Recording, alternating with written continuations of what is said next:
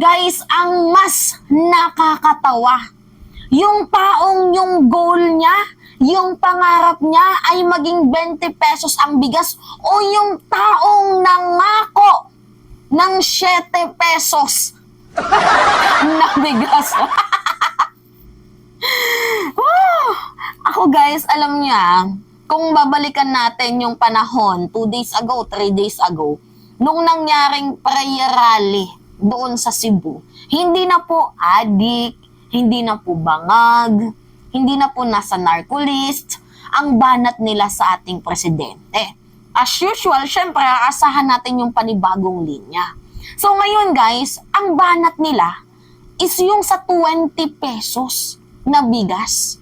Yan po yung sabi ni Baste, ni Mayor Basti Duterte at ni Harry Roque. Talaga nga namang ang lakas pa ng pagkakasabi, parang halatang sinaniba ng ng mga budo no? Sabi ni Kibuloy.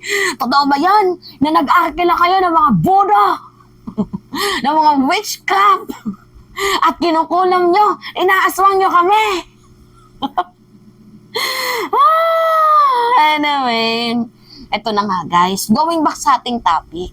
So, di ba tinira ho ni Baste at ni Harry Roque si President Bongbong Marcos sa hindi naman talaga guys ito pinangako. Goal po ito ng ating presidente.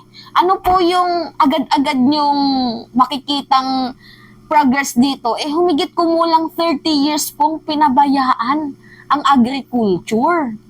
So, ano akala nyo sa ating presidente magikero? Isang click, 20 pesos agad. Diba?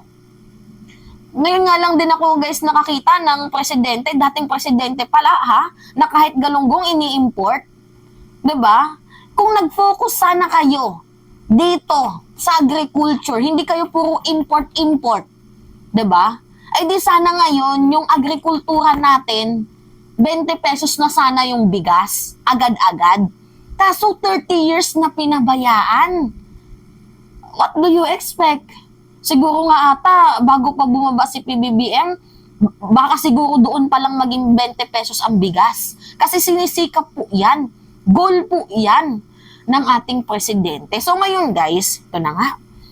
Hindi ko alam bakit masyadong big deal para kay Baste at kay Harry Roque itong 20 pesos na bigas na goal na pangarap ni President Bongbong Marcos para sa bayan. To the point na ito nga yung sinabi ni ni Baste. Basahin lang muna natin Sabi niya, alam mo, ano yung nakakatawa? Yung kasinungalingang bigas sa halagang 20.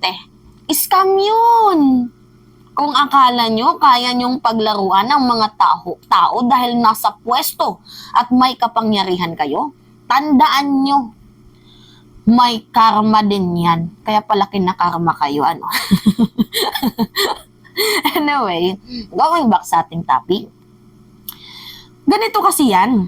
Kung politiko ka at aakyat ka ng entablado at magbibigay ka ng pangako, tatandaan yan ng mga tao. Kung para sa inyo na may kaya, okay lang. Para sa mga may hirap, yung 20 pesos to 30 pesos na diferensya sa presyo, malaking bagay yon, which is true. Malaking bagay naman po ang 20 to 30 pesos na bigas para sa katulad naming mga may hirap. Pero hindi din naman namin pwedeng sisihin si President Bongbong Marcos. Lalo pat humigit kumulang 30 years na pinabayaan ang agrikultura. Yung huling time na tayo pa ang nag-e-export throughout the country nung panahon pa ng tatay niya, yung masagana 99. Diba? Humigit kumulang 30 years na pinabayaan po. Sorry. Ang Departamento ng Agrikultura. So what do you expect? Pag-upo, kinabukasan, 1 to 2, 3, 4 years, 20 pesos na agad yung bigas? Ay hindi pa nga fully yung tinatawag nating ditong farm to market road, hindi pa nga lahat na lalagyan ng dam para sa supply ng water ng mga nagtatanim, 'di ba? Hindi pa nga halos lahat upgraded yung mga machineries. Tapos, G kayo sa 20 pesos na bigas. Alam niyo guys, kung ano yung pinakamasakit dito, sila bash ng bash sa pinangako, hindi naman totally, hindi totally pinangako. I mean, sa goal, sa pangarap ni President Bongbong Marcos. Sorry, G sila sa pinangarap, sa goal ni President Bongbong Marcos na 20 pesos na bigas, samantalang itong si Digong. Una, within 3 to 6 months, mawawala daw yung droga. Ito, meron tayo dyan. Akala nyo si Mima hindi magaling sa mga research. Okay. Sabi ni Digong, Duterte vows to end criminality in 3 months. So in short na nga po siya, sabi niya, within 3 to 6 months, yung droga mawawala na. Natupad ba? Hindi. Hanggang sa bumaba siya, talamak pa din ang droga. Pangalawa, ito yung nakaka-trigger guys, gamit na gamit ang pamilya ng mga Marcoses para makakuha siya ng boto. Sabi niya, I let Bongbong take over if I don't resolve crimes in 3 months. So kung hindi niya daw kayang resolbahin ang kriminalidad sa bansang Pilipinas sa loob ng 3 buwan, si Pangulong Bongbong Marcos natin ngayon, ang paupuin niya sa pwesto. Ang tanong, si Marcos ba? Si President Bongbong Marcos ba? Tinake over niya ba? Hindi. Diba?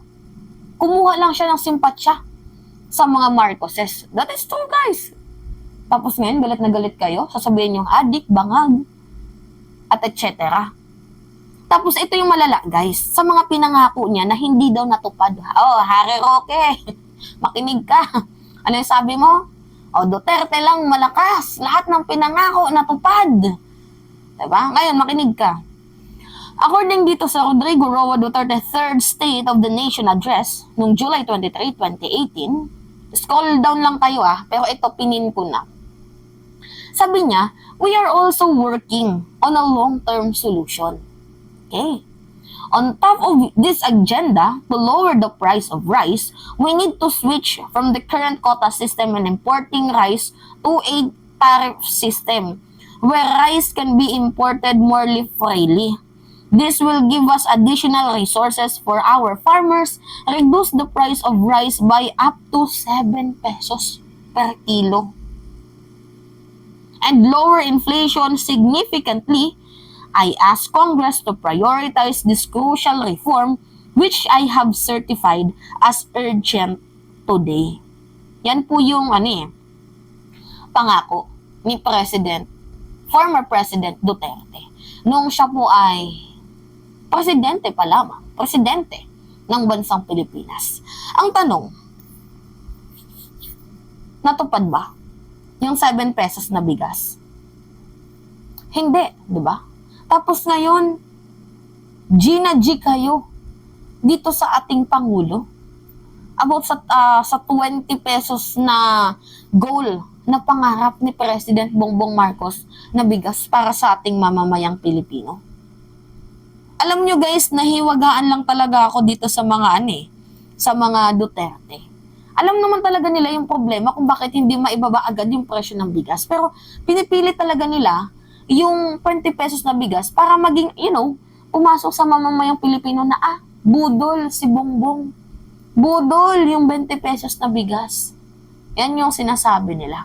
Alam nyo sa Canada, kung magkano yung kilo? 90 to 120 per kilo.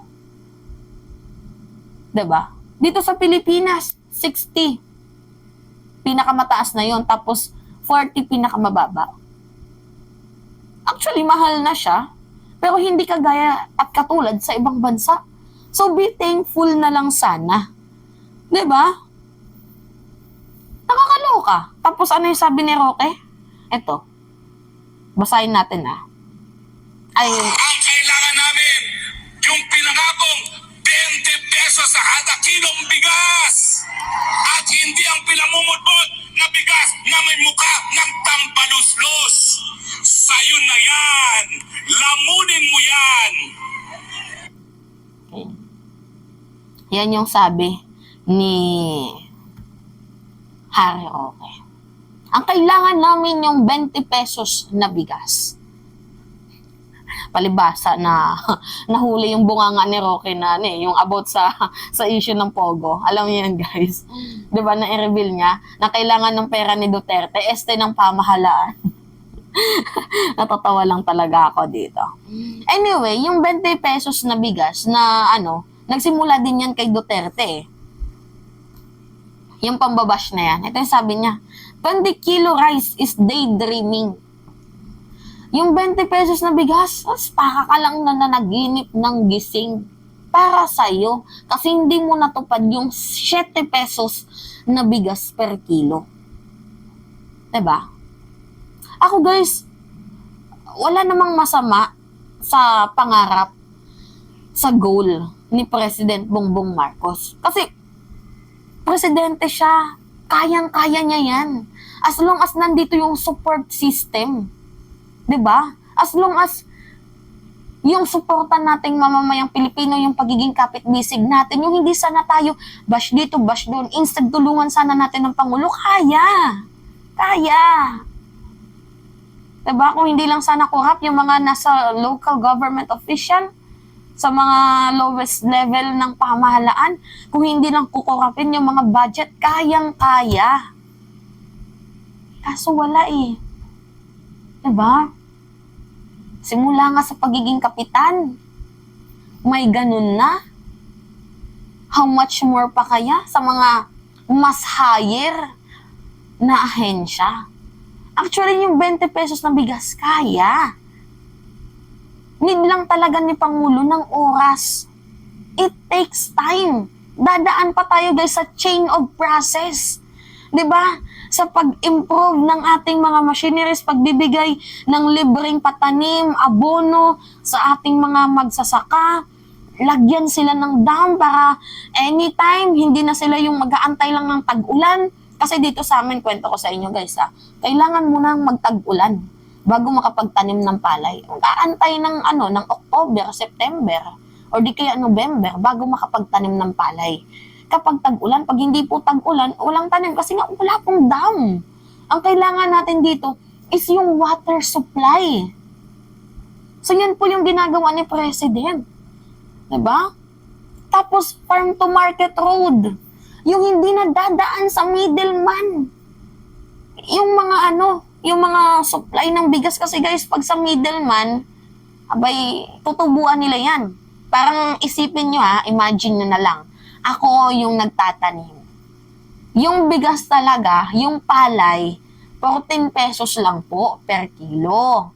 Ngunit, subalit datapwat, nagiging 40 siya, nagiging ganyan siya kataas. Abay, una, gasolina.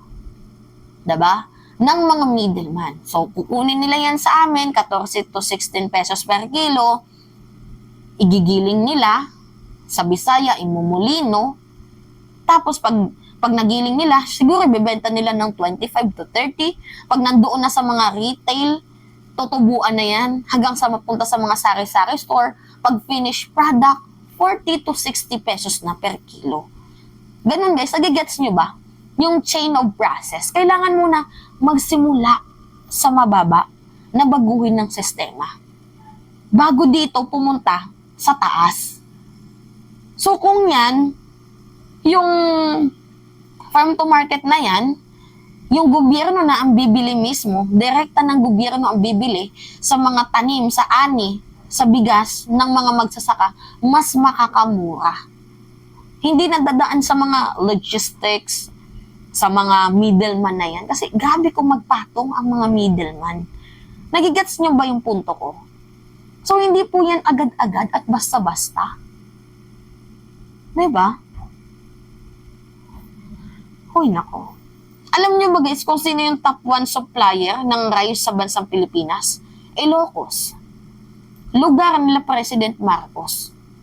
So, kung nagawa niya sa Ilocos, kaya ding gawin sa buong bansa. Ang problema nga lang dito, budget. Diba? Tulungan din sana yung support system para sa gobyerno. Yun, guys. Simulan natin sa pinakamaliit bago tayo mag-jump sa malaki. Anyway, yun lamang ho, guys. Masyado kasi nilang ginagawang big deal itong 20 pesos na bigas, which is hindi naman po dapat na ginagawa tong big deal kasi this is a goal of our president. Ano? Anyway, yun lamang ho guys. At it's me again, si Mima Alicia. Yung tagbabalik ulit para sa ating panibagong video.